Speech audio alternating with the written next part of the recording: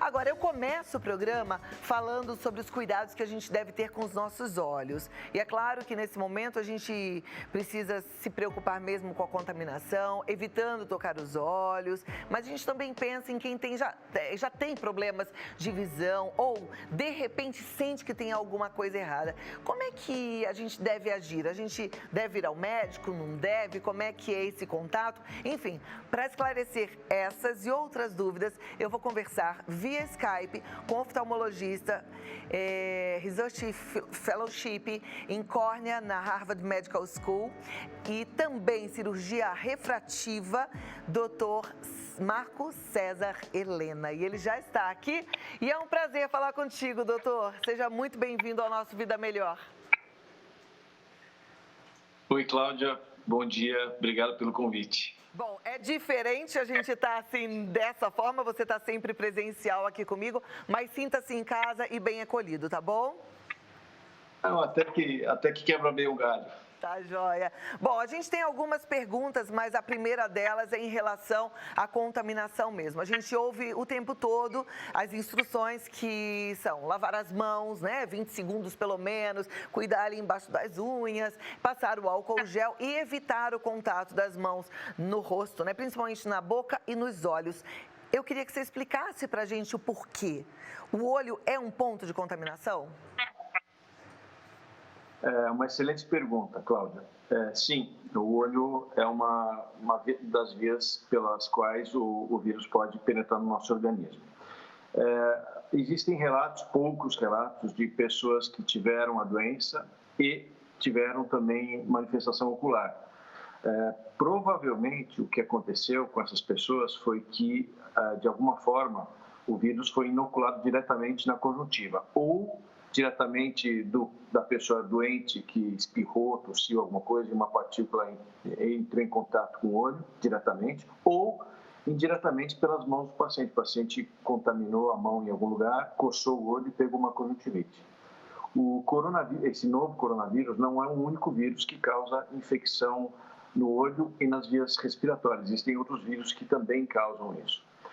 Agora, é importante destacar que mesmo que o paciente tenha a conjuntivite, ela normalmente não é, a princípio, pelo que a gente tem visto até o momento, não é uma conjuntivite grave. Mas, eventualmente, pode ter complicações como todas as conjuntivites também. Então, de qualquer forma, é importante a pessoa não mexer nos olhos. Perfeito. A gente sabe que não existe um medicamento para cura do coronavírus. No caso da conjuntivite, tem um colírio específico quando ela é causada por esse vírus ou não? A questão é esperar passar. Não tem nenhuma infecção viral, na verdade, oftalmológica. Não é nenhuma. O herpes tem tratamento, mas outros vírus não têm tratamento específico. E o tratamento das conjuntivites em geral, virais, tem o objetivo de evitar uma reação inflamatória muito grande, porque às vezes o paciente reage de uma forma exagerada à infecção e essa resposta exagerada causa sequelas, causa cicatrizes que podem levar a, eventualmente, uma redução da visão. Então, o tratamento visa segurar um pouquinho a resposta inflamatória. E, na verdade, isso também está sendo discutido no tratamento das infecções pulmonares, porque existe a possibilidade de que um dos problemas da infecção pelo coronavírus no pulmão é a reação exagerada do paciente à infecção, e isso acaba destruindo ou causando lesões no pulmão mais graves do que deveriam ser se a resposta do paciente não fosse tão exagerada. Então, de uma maneira similar, nos olhos a gente procura tratar e segurar, basicamente com coliris anti-inflamatórios, a reação exagerada do paciente. No caso, se o paciente ele percebe algum sintoma, ele deve procurar um oftalmologista? Ele deve fazer o contato apenas pelo telefone? Como é que é a conduta nesse momento? Olha, do ponto de vista de preocupação da saúde geral, se o paciente tiver uma conjuntivite e sintomas respiratórios, ele não deve procurar um oftalmologista, deve procurar diretamente um pronto-socorro, um hospital, se ele tiver com essa suspeita de estar com a Covid-19. Se ele tiver apenas a conjuntivite, ele pode entrar em contato com o paciente por telefone, sim. Muitos pacientes a gente consegue tratar por telemedicina, que a gente chama, né? Eu, ultimamente, tenho recebido bastante chamadas e consigo dar muitas orientações apenas examinando o paciente por fotos ou vídeo e dar uma orientação e ver como o paciente evolui. Eventualmente, se houver uma evolução ruim e precisar examinar, aí a gente marca uma consulta presencial mesmo. Perfeito. Agora, doutor, existem aqueles pacientes que têm um desconforto maior, coisas que não estão provavelmente relacionadas ao Covid-19, né? E que podem ser graves. E aí, através da telemedicina, isso fica impossível. Eu sei que quando eu vou ao seu consultório, eu faço lá uma série de exames e vai medindo e vai percebendo, inclusive, pressão dos olhos. Então, isso não dá para fazer de forma de telemedicina, né? À distância. Como é que é feito, então, esse atendimento e em que momento o paciente precisa de fato ir, porque ele pode estar correndo um risco em relação à sua própria visão? Bom, é outra excelente pergunta. Existem diferentes urgências médicas, cada um com a sua própria, né? Por exemplo, eu atendi um paciente recentemente que teve uma urgência, e a urgência dele era fazer os novos óculos. Mas a pessoa pensa, como que fazer óculos é uma urgência, né? No caso desse paciente, ele era um paciente hipermétrope, que chegava muito mal de perto, e ele está trabalhando no home office, né, à distância, o dia inteiro. Ele disse que está trabalhando até mais do que ele trabalhava antes. E como houve um acidente lá e ele quebrou os óculos, ele não estava conseguindo trabalhar. Ele precisava fazer os óculos novos, então ele precisou ir ao oftalmologista. E só lembrando que as óticas, pelo menos algumas, estão abertas. Elas foram consideradas como serviço essencial, então elas continuam abertas. Então, eu dei esse exemplo dessa urgência, né, que poderia não parecer uma urgência, mas existem outras. Então, se os pacientes tiverem sintomas oftalmológicos importantes, por exemplo, o olho ficar muito vermelho, muito doloroso, e principalmente se o paciente tiver uma perda visual ou uma redução da visão importante, eles devem primeiro contactar um oftalmologista, talvez por telefone, e através dessa entrevista preliminar, eventualmente, a gente consegue selecionar aqueles pacientes que de fato precisam fazer uma consulta presencial, né? Ir lá e passar em consulta para fazer os exames que você mencionou. E eu até gostaria de conversar um pouquinho sobre a consulta, sobre algumas características nessa época, né, de coronavírus. Os pacientes devem ir de máscara, é claro, fora a higiene da mão, etc., mas eles devem ir usando máscara. Se não tiverem, muitos consultórios oferecem a máscara no momento da consulta. O médico também vai estar de máscara. E eles conversam sobre o problema, tudo mais. No momento do exame, é recomendável que nem o médico, nem o paciente falem, porque durante a fala é que existe a maior dispersão de vírus. Então, durante o exame em que o médico está mais próximo do paciente, é recomendável que ninguém fale. E, bom, é basicamente isso. Acho que eu teria para comentar sobre as consultas com o oftalmologista nesse momento. É interessante você colocar esse ponto, né, de não falar, porque se a gente está pertinho e fala, ali pode acontecer uma transmissão, né, e ambos serem contaminados. E aí, produção, eu vou ter as perguntas na tela, no meu WhatsApp. Então, vamos lá, que estão aqui através do WhatsApp. A tecnologia tem ajudado bastante a gente, né? Doutor, como é que você vê essa questão da telemedicina, hein? Eu sei que há controvérsias aí em relação a alguns médicos, né? Queria saber a sua opinião. Olha, claro, a medicina ela tem mudado muito ultimamente, inclusive a relação médico-paciente. Eu sou da velha escola. Eu acho que a consulta pessoal é muito importante, porque eu acredito que essa relação médico-paciente é 90% da resolução do problema do paciente, né? Então, quando a gente faz as consultas por aplicativo, etc., a gente perde essa ligação com o paciente, que, na minha opinião, é muito importante. Então, eu sou um pouco reticente quanto à telemedicina. É claro que ela é prática nesse mundo corrido, né? As pessoas não têm tempo para sair, para ir para ir ao médico, no trânsito, etc. Então, ela tem uma função. Mas eu tenderia a achar que só em último caso a telemedicina, né? Nada como olhar de pertinho, né? Não à toa tem os oftalmologistas para nos ajudarem a enxergar melhor. Tenho várias perguntas, então eu vou passar para elas. A primeira diz o seguinte: boa tarde, preciso usar óculos o tempo todo? Eu estou sempre arrumando ele no rosto. Minha dúvida é, isso pode me contaminar e como posso limpar os meus óculos? Olha, boa pergunta. Na verdade, os óculos, eles ajudam a pessoa a não mexer nos olhos, né? Pessoas que usam óculos não mexem nos olhos. Mas o fato, sim, de você estar sempre tirando para limpar, etc., talvez aumente um pouquinho o seu risco de mexer nos olhos sem querer. Então, eu não vejo como você resolver esse problema. Acho que talvez você tivesse que se tornar um pouquinho mais tolerante sujeirinhas que às vezes se acumulam no olho e talvez procurar mexer menos nos óculos nesses tempos de coronavírus. Ok. E a limpeza eu acho que pode ser feita com água e sabão, né? Pode passar álcool nos Sim. óculos?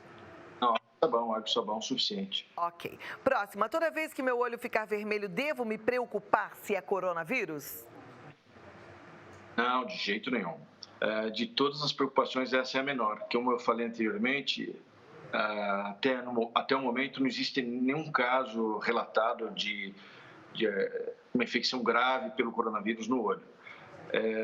Pode ser um sinal de infecção pelo coronavírus, mas o que mais vai preocupar os pacientes que tiverem olho vermelho, se for pelo coronavírus, são os sintomas respiratórios, que esses é que podem levar à morte, né?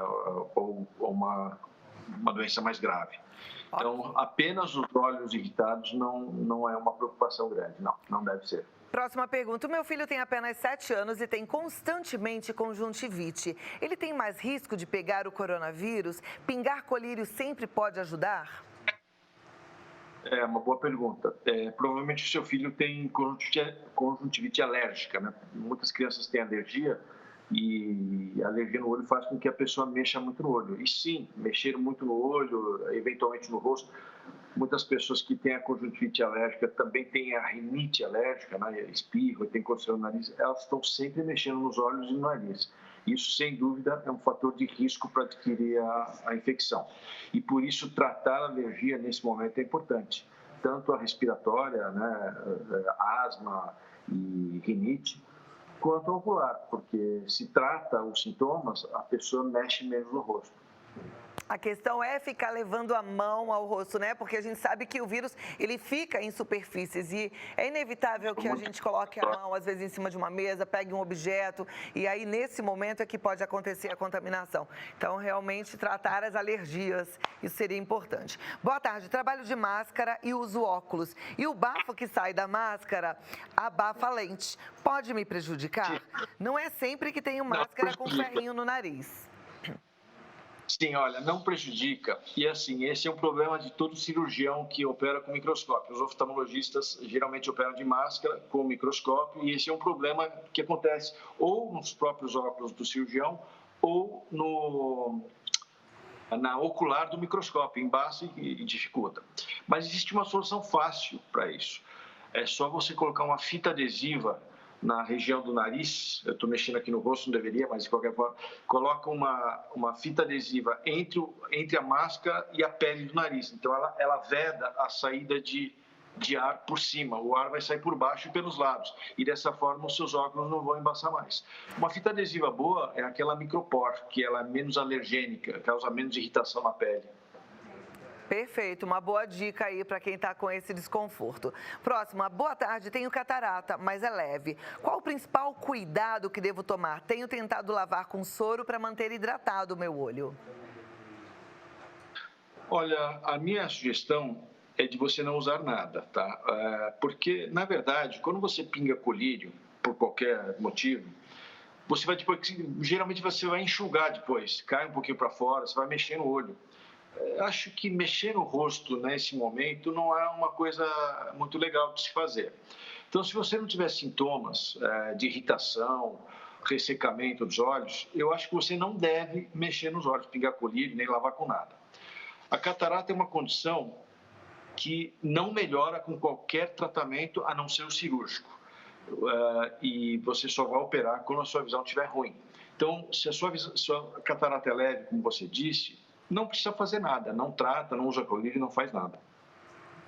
Perfeito. E a próxima e última pergunta diz assim: gostaria de saber se o uso de Cândida, água sanitária, em excesso pode causar, por causa do cheiro forte, pode prejudicar a vista. E se sim, o que fazer?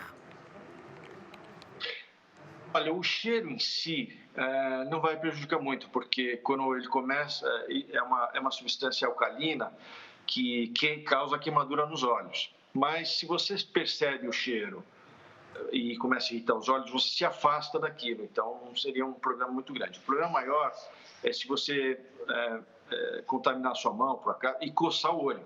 Aí pode ir uma quantidade maior dessa substância para o olho e causar uma queimadura, às vezes, grave.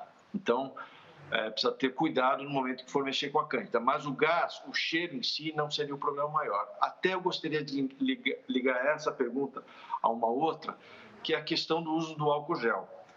É comum as pessoas usarem bastante o álcool gel nessas épocas de epidemia e depois começam a aparecer muitos pacientes com conjuntivite química, porque o álcool não sai da mão, ele fica lá, forma uma película, fica aquele gel, e aí a pessoa, por um acaso, por qualquer motivo, coça os olhos, leva o álcool para o olho e isso causa uma queimadura química nos olhos.